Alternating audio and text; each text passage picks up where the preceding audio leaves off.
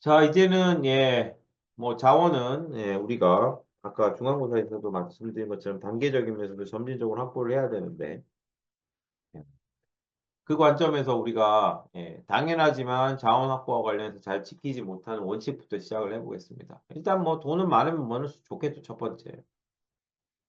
예. 두 번째, 1년 뒤에 15억 받는 것보다, 네, 지금, 예, 뭐, 내일 모레 10억 받는 것이, 더 좋습니다.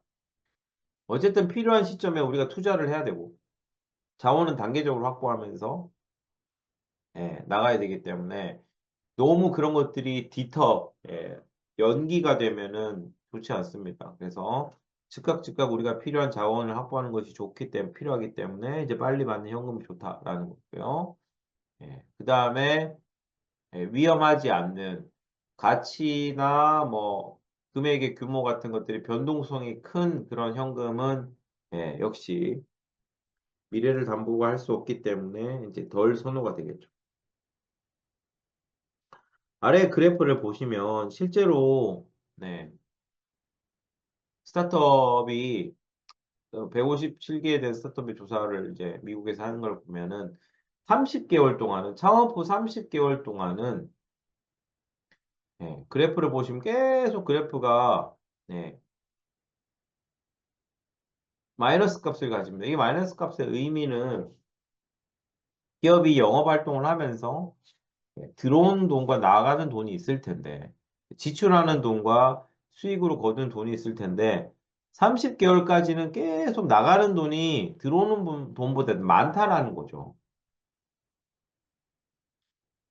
그러고 나서 이제 30개월이 되니까 어떻게 돼요, 여러분? 이게 그래프의 기울기가 이제 0이 되죠. 그것의 의미가 뭡니까? 결국에 30개월 정도 되니까 들어온 돈이랑 나가는 돈이랑 이제 똔똔이 되는 거죠. 이제 제로. 제로가 되고, 그 다음부터 그래프가 이제 우상향합니다. 우상향은 뭐냐?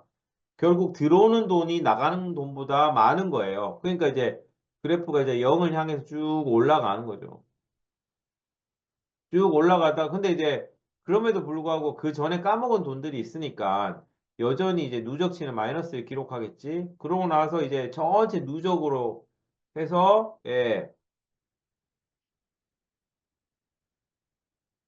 손익분기점을 달성하는 시점이 이제 6년과 7년 사이고, 대략 한 창업 후 75개월 지나서라고 합니다. 그러니까 6년 3개월인 거죠. 6년 3개월. 예. 그게 상당히 오랜 시간이다라는 거죠. 예.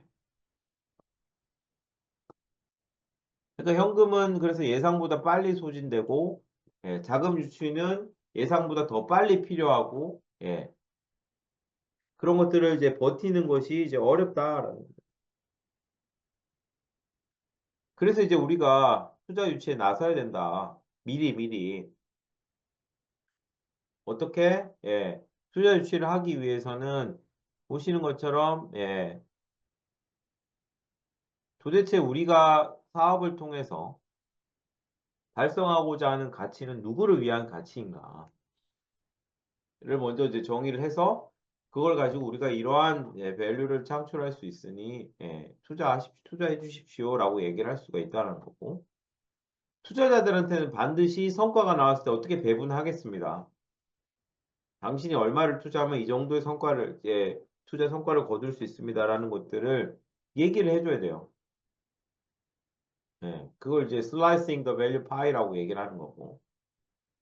파이, 우리가 피자를 조각으로 나눠서 이제 분배하는 거랑 똑같죠.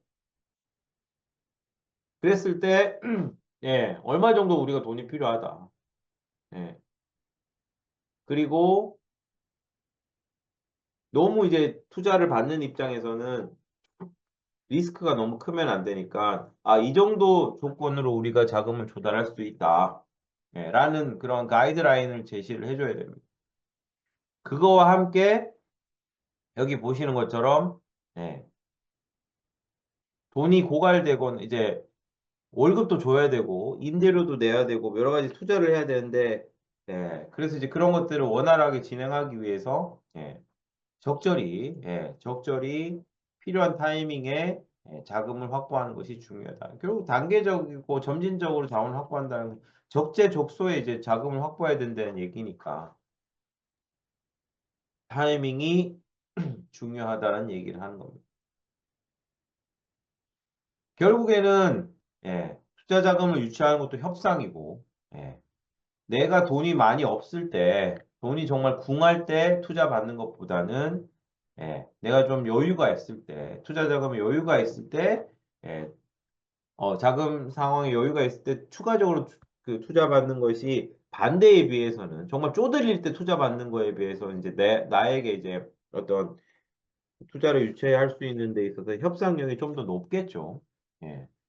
그런 관점에서 우리가 가치가 높게 평가가 나올 때 돈이 없는데 정말 돈이 없을 때는 조그마한 돈을 투자받더라도 지분율을 많이 감수해야 될 수도 있습니다. 그래서 그런 것들을 잘 따져서 우리가 투자 유치에 나설 필요가 있다. 그래서 이런 것들을 좀 더 전략적으로 접근한다고 해서 우리 교과서에는 이제 재무적인 전략, 재무 전략, 파이낸셜 스트래티지 프레임워크 이렇게 접근해야 된다라는 그런 분석 틀을 제시를 하고 있습니다. 일단은 우리가 알고 있는 바와 같이 기회로부터 출발하고요. 기회를 출발해서 우리가 2번 사업계획서를 쓰게 되겠죠. 그러고 나서 이 사업계획서를 토대로 이 정도 돈이 필요하다. 뭘 하기 위해서는 이 정도 투자를 해야 된다라는 것들을 우리가 투자자들한테도 제시하고 우리 스스로도 파악을 하겠죠. 3번. 그러고 나서 이 정도 돈이 필요하다. 그러면 그 돈을 어디서 마련하지? 소스. 이제 투자의 출처. 어떤 사람한테 투자받지? 어떤 기업에 투자받지? 뭐 이런 것들 결정할 거고. 투자냐, 부채냐, 빚으로 받을까? 아니면 주식으로 받을까? 빚으로 받으면 갚아야 되니까 좀 힘든데, 지분율을 빼앗기지 않아서 좋고. 주식으로 투자를 받으면 극단적으로 회사가 망해도 나에게 책임이 좀 상대적으로 덜하긴 하지만 예, 지분율을 너무 많이 뺏기는 그런 단점도 있다. 그래서 선택을 해야겠죠, 4번. 그러고 나서 예, 이제 5번 결국 우리가 어느 정도 좀 전략적으로 재무자원을 확보를 할 수가 있는지 그거를 따질 때 이제 결국에는 좀 자유도 뭔가 돈이 어느 정도 우리가 보유하고 얼마 정도 그 예산을 투자 자금을 그 현금을 보유하고 있는지 예. 리스크 관리랑 뭐 이런 것들을 성과 배분 어떻게 할 건지 뭐 이런 것들을 이제 제시를 하겠죠. 그래야지 실제로 투자가 이루어지지 않겠습니까? 그래서 그 투자를 할 때 투자자들이 우리가 가지고 있는 기회 뭐 이런 걸 보고 이제 결정을 하게 되겠죠. 여기 가운데 이제 화살표는 결국 4번에 해당하는 이제 자금 조달의 어떤 원천, 그 원천이 아래쪽에 있는 재무자본의 요건, 그리고 재무 전략과 이제 중요한 영향을 미친다라는 것들을 여기서 확인을 할 수가 있겠죠. 되게 체계적이라고 볼 수가 있겠습니다. 따질 게 많다. 그래서 실제로 투자를 유치하는 데까지 걸리는 시간은 길다. 타임 컨수밍 태스크다. 투자 유치하는 것이. 보통 3개월에서 12개월 정도 걸리고요. 투자 유치에 창업자 입장에서 투자 유치의 경험이 없을수록 더 오래 걸릴 겁니다. 그래서 이제 좀 미리미리 준비하는 것이 좋아요. 미리미리 준비하는 것이.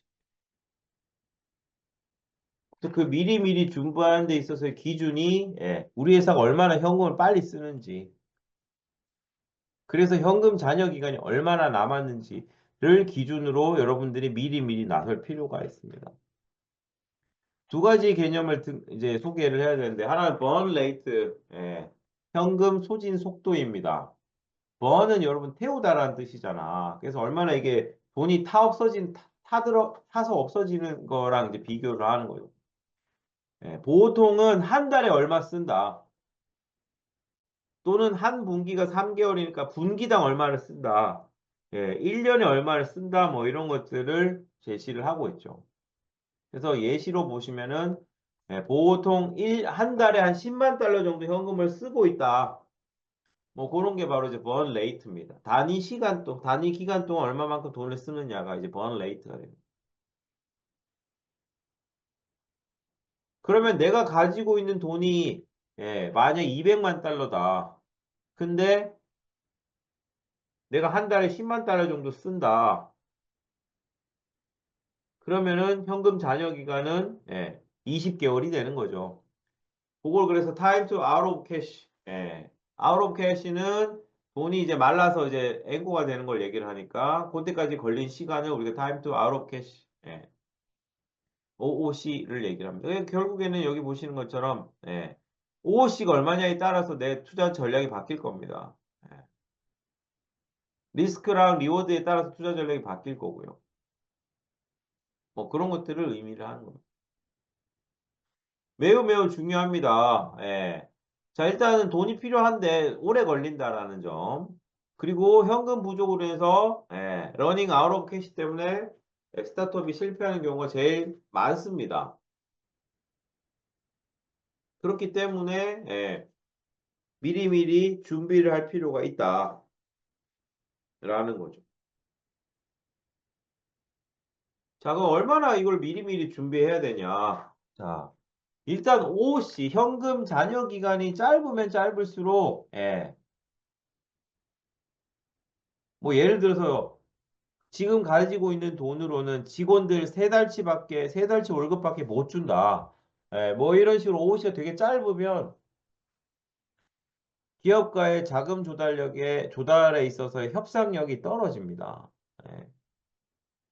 자, 아래 왼쪽 그래프를 보십시오. 가로축은 time to OOC입니다. time to OOC. 석 달, 여섯 달, 아홉 달, 그 다음에 1년 이상으로 우리가 눈금을 가로축에 그릴 수 있을 거고요. 세로축은 협상력입니다. 상대적인 협상력. 어떤 투자 유치를 했을 때 그 협상력이 얼마나 있는지 없는지를 얘기를 하는 겁니다. 결국 우리가 OOC의 개념을 잘 생각해 보면, 현금 잔여 기간이 많이 남았다. 그럼 자금 사정에 좀 여유가 있다. 그러면은, 우리가 투자 유치를 할 때 좀 협상력이 생기겠죠.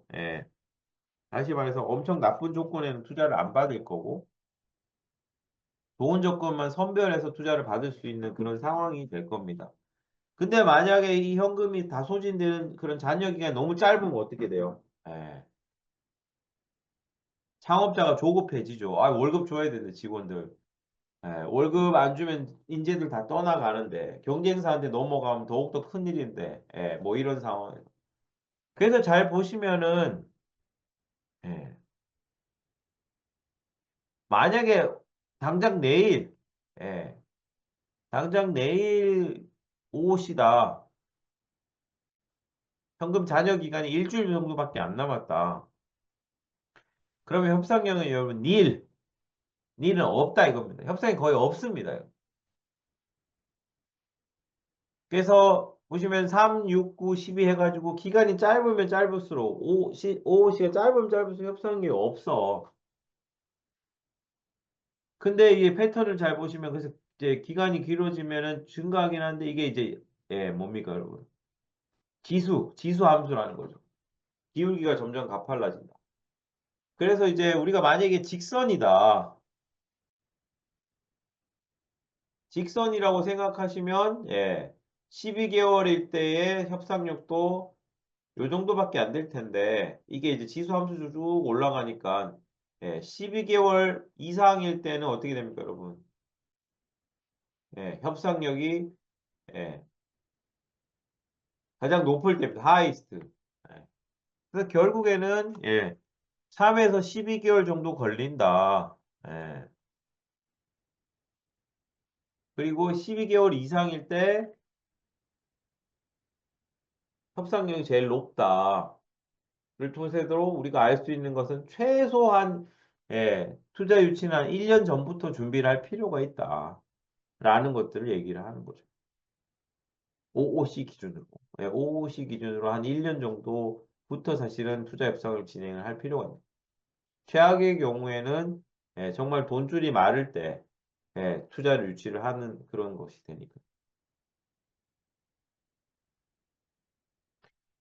OOC를 계산하기 위해서는 그래서 얼마나 현금이 있는지를 알아야 됩니다. 현금이 얼마나 있는지를 알아야 되는데, 예, 그와 관련해가지고 우리가 이제 캐시 플로우를 이제 현금의 흐름을 이해를 해야 되는 거죠.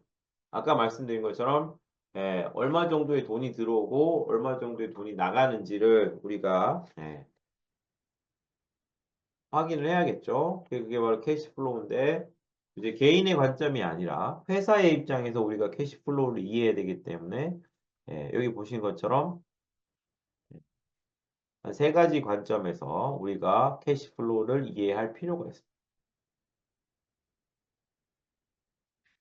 자, 첫 번째, EBIT가 있습니다. EBIT. EBIT는 in earning이고요. earning before interest and taxes의 약자입니다. 인터레스트는 우리가 만약에 돈을 빌렸으면 이자 비용을 내야 될 겁니다. 그래서 그 이자 비용을 얘기를 하는 거고요. 텍스는 세금이겠죠. 법인세를 내야 되는데 결국에는 EBIT는 우리가 이익을 거두긴 했는데 이자 비용과 세금을 내기 전의 이익이다라고 생각하시면 되겠습니다. 근데 EBIT에 D와 A가 붙는 경우가 있어요. D는 유형자산의 감가상각비고요. A는 무형자산의 감가상각비입니다. 여러분들이 경제성 공학을 들었겠지만 감가상각비는 여러분 이익으로 생각해 줍니다. 왜냐하면은 비용 처리를 이미 해버렸기 때문에 그게 유형자산이든 무형자산이든 그래서 이제 D와 A를 더해준 게 바로 EBITDA인 거고요. 그로 인해서 보통 EBITDA가 EBIT보다는 D와 A 때문에 큽니다. 그렇게 되고 이제 맨 마지막에 어닝이 이제 순이익인 거죠. EBITDA에서 이자 비용 주고 그다음에 세금 내고 그다음에 감가상각비까지 처리한 케이스. 그게 바로 이제 순이익이 되는 거죠. 자, 캐시 요 오퍼레이팅 워킹 캐피탈을 생략하도록 하겠습니다. 그래서 EBIT는 이자와 세금을 차감하기 전의 이익이다. EBITDA는 거기에다가 감가상각비, 유형자산, 무형자산 상각비를 차감하기 전에 이익입니다. 자, 설비 투자가 많은 기업들은요, 여러분, 유형자산이 큽니다. 예, 그렇기 때문에 감가상각비도 많이 잡아. 여러분 뭐 정률법, 정액법 이런 거 들어봤죠? 감가상각에서. 그렇기 때문에 EBITDA를 쓰고 싶어요. 그래야지 우리 회사 현금 흐름이 좋다. 라는 것들을 좀 더 현실적으로 반영할 수 있기 때문에. 그런 맥락을 생각을 하면서 EBIT랑 EBITDA를 이해를 해주면 되겠습니다. 자, 당근마켓의 사례로 가보도록 하겠습니다. 당근마켓에서 23년 말에 24년에 초였죠. 기사를 냈죠. 당근마켓이 8년 만에 흑자 전환이었다. 여기 보시는 것처럼 22년까지는 영업이익이 엄청나게 마이너스였는데 23년에 173.1억을 기록을 했습니다. 근데 영업이익은 결국에는 여기 보시는 것처럼 기업의 주된 영업 활동에서 생긴 매출이에서 예, 이제 판매비와 일감 관리비를 뺀 거죠. 다시 말해서 매출액에서 매출 원가, 그다음에 판매비, 관리비를 뺀 것이 바로 이제 영업이익입니다. 그래서 이제 당근마켓 입장에서는 이 영업이익이 가장 크니까 가장 크니까 이제 영업이익 관점에서 흑자 전환을 먼저 소개를 했었고요.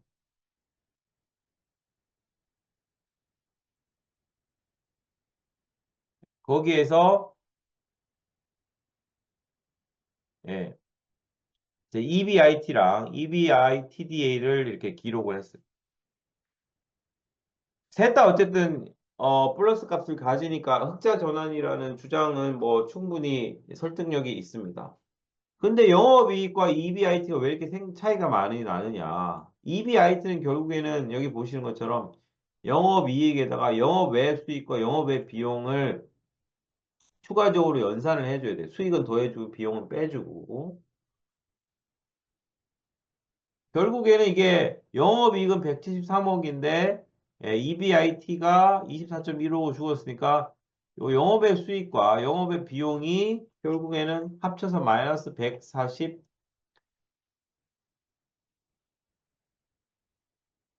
149억이란 얘기죠. 맞습니까? 예. 결국에는 영업의 수익과 영업의 비용에서 149억을 까먹은 거지. 그럼 도대체 이건 어디서 까먹었냐? 여기서 까먹은 거죠. 당근마켓에서 설명을 했어요. 자, 우리가 해외 진출하려고 한다. 해외 진출. 해외 진출하려면 투자를 많이 해야 될 거 아니에요. 그 투자 비용 썼다. 예, 첫 번째. 두 번째, 당근페이. 여러분 당근페이 써봤습니까? 중고 거래하면서. 당근페이 하기 위해서 뭔가 회사를 별도로 설립했는데 거기 좀 돈이 들었다. 그 당근마켓에 영업과는 관계가 없는 거니까. 예. 그래서 그게 이제 149억을 잡은 거지. 뭐 그런 관점에서 우리가 왜 영업이익과 EBIT가 다르지? 예, 이해를 하실 수가 있겠습니다. 그래서 보시는 것처럼 영업의 수익이 큰 데는 만약에 이제 어떠다 보니까 EBIT를 기록하고 싶을 거고요. 예, 영업이익 자체가 좋은 회사는 영업이익 기록하고 싶어 할 겁니다. 그래서 여러분들이 왜 어떤 회사는 영업이익을 썼고 어떤 회사는 EBIT를 썼는지를 좀 생각해 보면서 우리가 이 현금 흐름의 이제 변수들, EBIT, EBITDA, 그다음에 영업이익들을 이해를 하실 수가 있겠습니다. 자, 그래서 예, 우리가 이제 진짜로 이제 투자 전략을 짜야 되는데요. 투자 전략을 짤 때 우리가 영향을 미치는 것이 우리가 돈이 이제 타임 투 오시가 되게 짧으면 투자를 당장 해야 될 거고 뭐 그런 거겠죠. 그 관점에서 예, 투자자들한테 얘기를 해줘야 됩니다. 언제까지 이제 성과 달성할 수 있다 우리가. 그리고 투자를 하게 되면 여러분들이 감내해야 될 리스크는 이런 것들입니다. 기술의 수명 중인 이 정도 남았습니다. 자, 뭐 기술 수명 중에 많이 남았으면 좀 나중에 투자해도 되고 경쟁 기술이 되게 빨리 치고 올라오면 좀 빨리 투자해야 됩니다. 뭐 이런 것들을 얘기를 할 수가 있겠죠. 그다음에 사업 기회와 질과 잠재력 같은 것들이 결국에는 이제 재무 전략, 투자 일치 전략에 이제 영향을 주겠죠. 정말 환상적이다. 그럼 투자 배수 낮게, 투자 자금 높게, 뭐 이런 것들을 결정할 수가 있을 거고, 예. 창업 후에 몇 년 정도 지났는지, 그다음에 뭐 그런 것들이 투자 전략에 영향을 미친 요인들이 아닐까 생각합니다. 뭐 이제 투자를 했어요, 여러분. 투자를 했는데 이 사례처럼 1년 차부터 4년까지 쭉 투자를 했고 그 사이에는 회수하는 거 없다가 투자 수익 거두는 거 없다. 그냥 마지막에 총 100억 원을 회수하겠다. 뭐 이렇게 될 수도 있지만 그러기에는 투자자가 너무 오래 기다려야 되니까 한 3년 지나고 나서 어느 정도 우리가 회수할 수 있다. 뭐 요 정도에 대해서는 배당을 해달라라든지 뭐 그런 것들을 결정을 할 수가 있습니다. 그래서 투자자의 요구 조건, 그 다음에 뭐 어떤 쿠폰 같은 것들, 뭐 일정 금액은 이제 지불하겠다, 뭐 그런 것들에 따라서 또 우리가 펀드 레이징 스트래티지가 좀 영향이 있을 수 있습니다. 상당히 복잡하고 이게 모든 과정이 협상에 그런 것들이 많기 때문에 이런 것들이 상당히 이제 주도 면밀하게 우리가 검토될 필요가 있다. 그래서 이제 이게 타임 컨수밍 태스크라는 거가 되겠습니다. 그러고 나서 이제 본격적으로 우리가 기업 성장 단계별로 어떠한 이제 예, 자금의 원천을 활용을 해야 되는지에 대해서 좀 이제 자세히 살펴볼 텐데, 요거는 좀 쉬었다가 진행하도록 하겠습니다.